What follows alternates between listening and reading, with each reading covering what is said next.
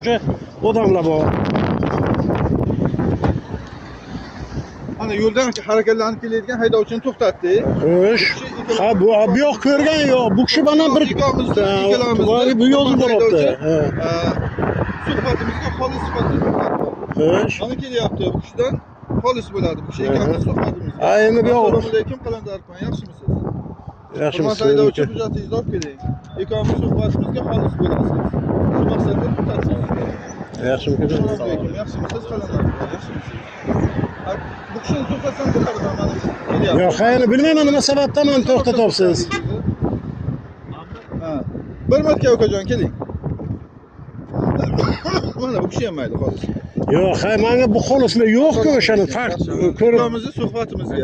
Yaxshimi? Albatta qoida buzib harakatlanib keldingiz. Sizni men to'xtatdim. Sizni qoidabuzarlikni tushuntirdim.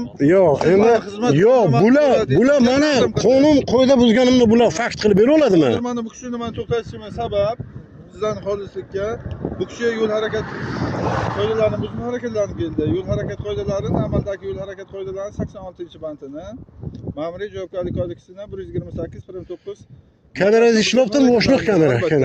Yaxshi. Bu kishini shu sababdan to'xtatdim. Bu kishining qoidabuzarligini tushuntirdim. Bu kishi qoidabuzarligini tan olmadi. Xolis sifatida sizlarni to'xtatdim. Ya endi sizlar haqiqatan men qonun buzganim yo'q, qoida buzganim yo'q hozir.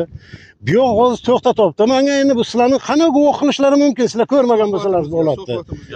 Suhbatga biza nima qilamiz? Palasani bosdik.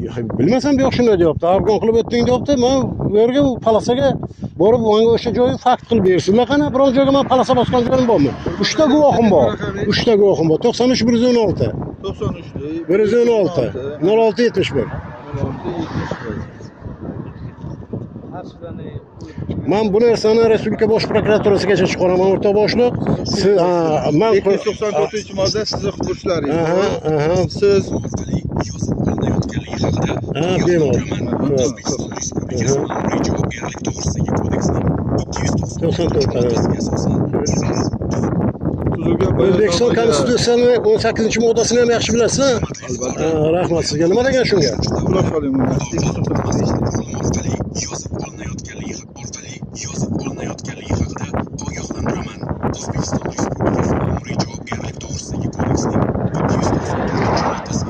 293-moddasiga asosan Uni menga men bo'ldi, men tushunib o'tiraman. O'zbekiston Konstitutsiyasining 18-moddasi bor. Kim bilishimizdan qat'iy nazar, men sizni elimdan prokuraturaga beraman. Menga siz yo'q holatdan menga ana bu ayblovni topganingiz uchun. Mana bu yolg'on guvohlar haqiqatan bu yerga yo'q suhbatga guvoh chaqirganingiz uchun.